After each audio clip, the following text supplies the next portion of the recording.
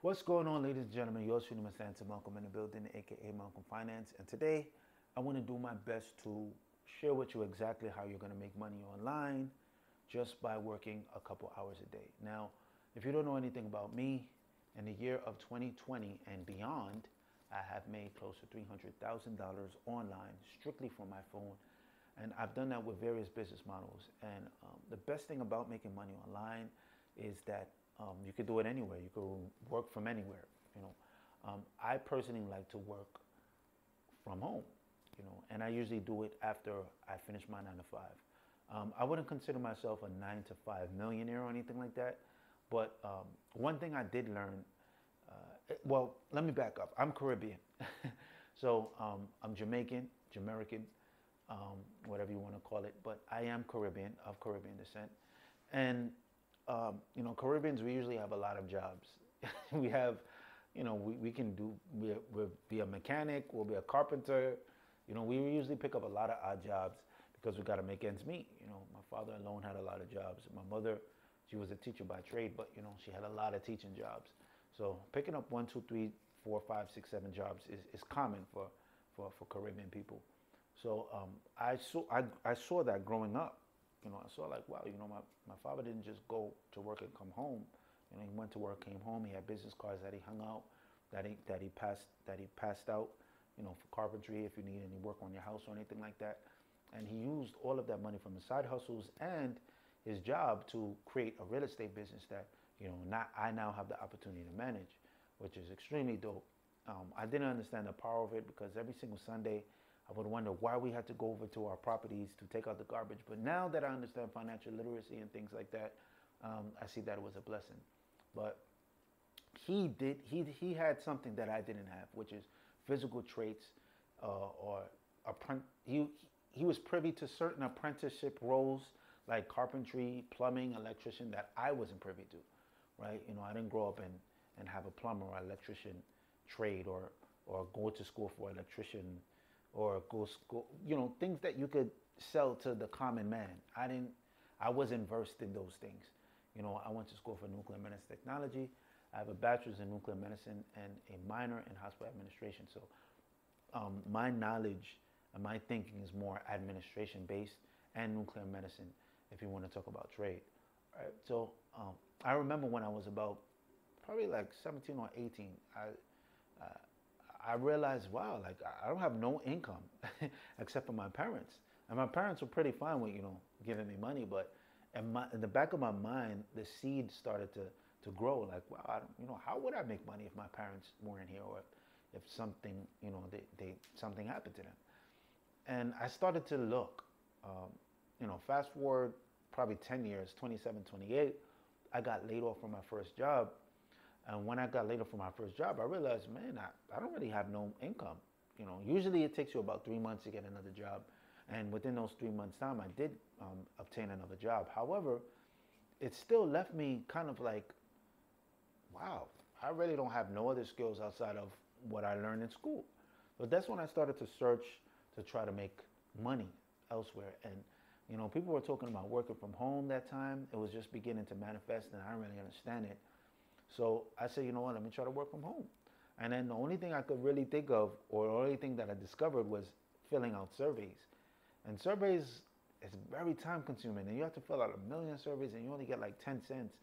I was like, all right, why would I make money filling out surveys? But I didn't understand financial literacy. People would give 10 cents for filling out surveys because business owners wanted to see if their marketing efforts were effective. But I didn't understand that. Now, in hindsight, looking back, I understand why the surveys were only 10 cents and not $1 million, because, you can't spend money on, they want more, you can't spend money on filling out surveys.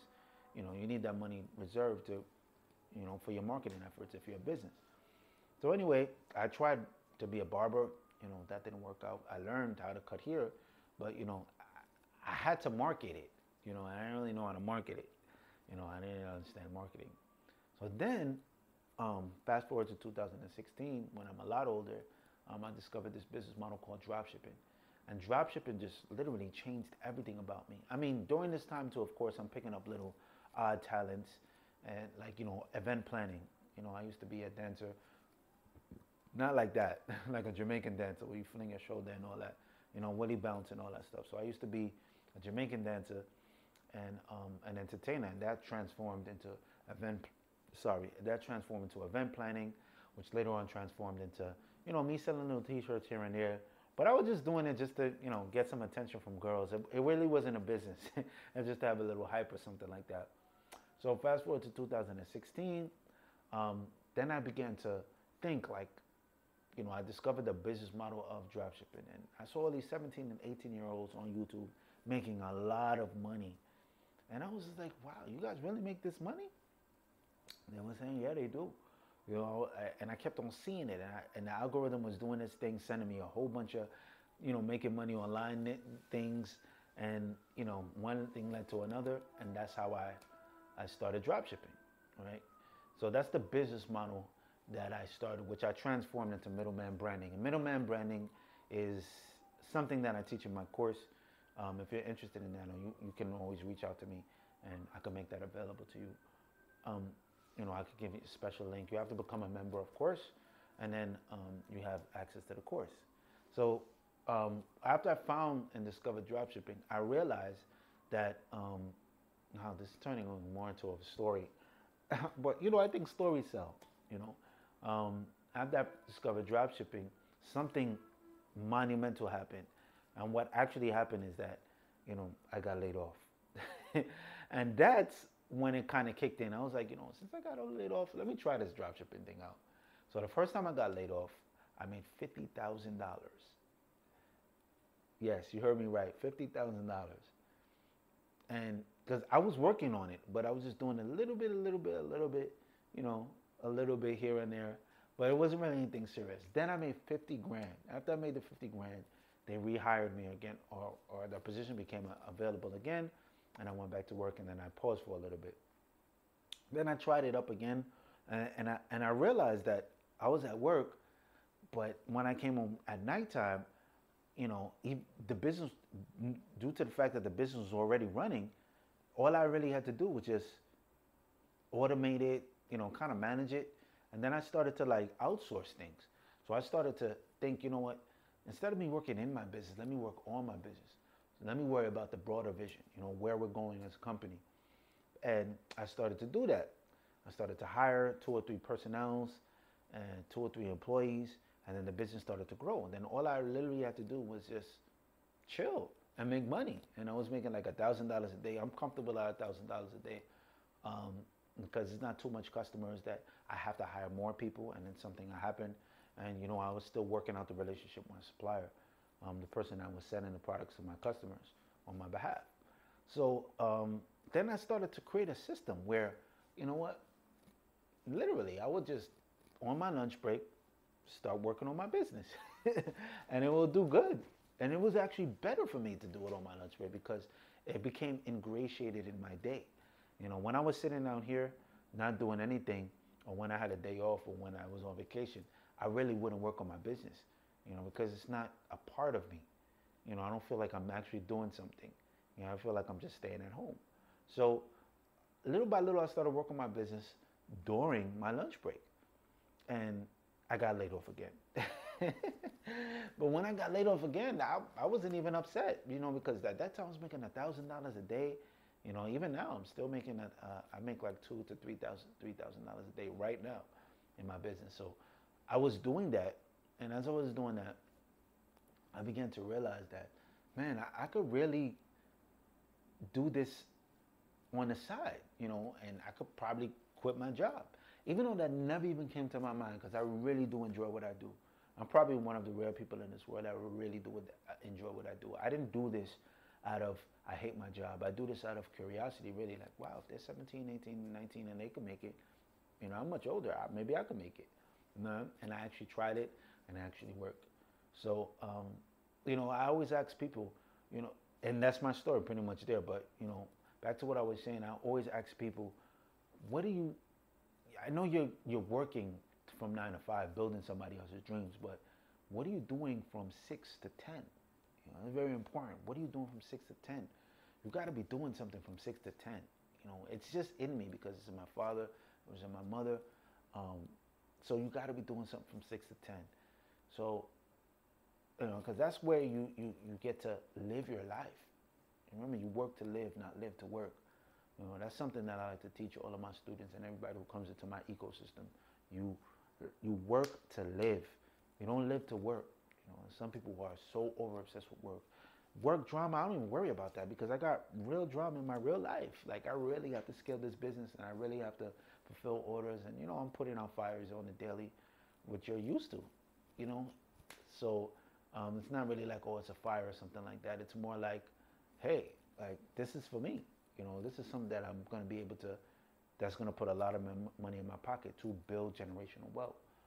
My plan is generally to make a lot of money on dropshipping and dump it into real estate. Since I already have a head start in real estate with 3 properties down. So with that being said, this is exactly, or, and I was kind of like a rant, or I went off on a tangent rather. But yeah, that's how you can make money, online just by working from 4 to 6. Pick a business model.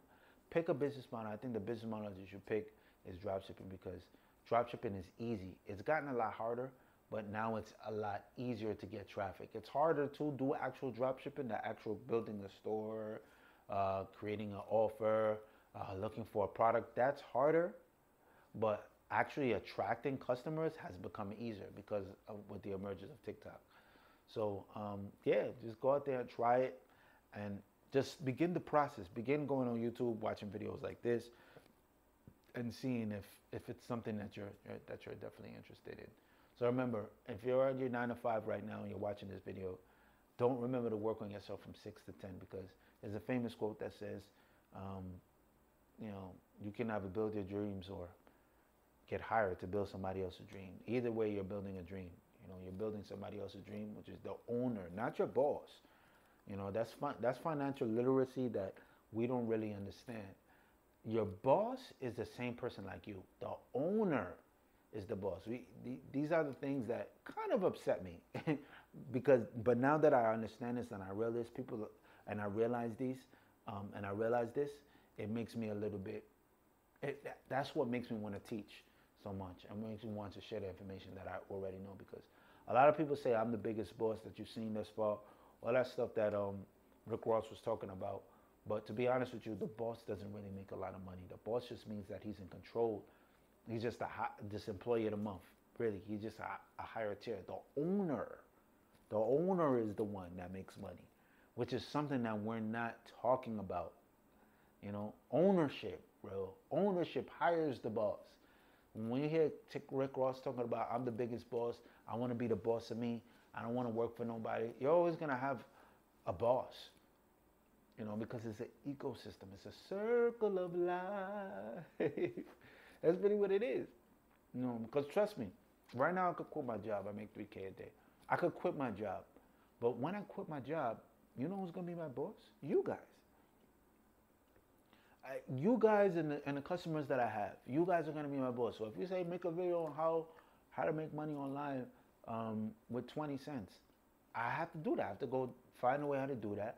Well, thankfully, I've already done it, but I have to find a way how to do that and then serve you. And then if you tell me, oh, I don't understand this, I have to make another video. So you're going to be my boss. It doesn't seem like that, but you're going to be my boss, right?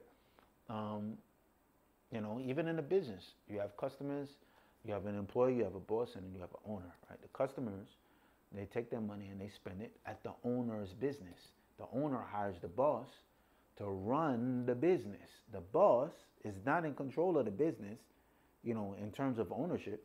He's just the person that gets paid higher than the employee to run the business so the owner can go over here and sit down and relax. That's right? The employee is the person at the bottom who has a boss. The boss has a boss who is the owner, and then the owner has a boss who is the customers, And if the owner sees that the boss is not doing a good job, guess what? The boss can get fired. How many times I've seen bosses get fired all the time, even in where at my job where I have my 9 to 5, managers get fired all the time. Oh, your salary, get out of here. That's the first thing that they cut, and they work like crazy. So the boss, conundrum needs to be identified as, listen, you need ownership, all right? So hopefully you guys like these rant style videos. I kind of want to make it like a podcast kind of thing where we just sit down and talk and back to each other. And I just like let you know my thoughts. And yeah, thank you guys for watching this. Take care. Deuces.